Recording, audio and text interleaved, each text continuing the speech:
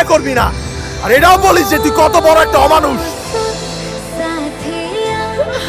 আমার বাবার কিছু বলতে পারবো না, আমার বাবা আমাকে মেরে ফেলবে। আমার বোন যা কিছু করছে সবকিছু তোর বাঁচানোর লেগে করছে, তোর সেভ করার লেগে করছে, আর কিছু না।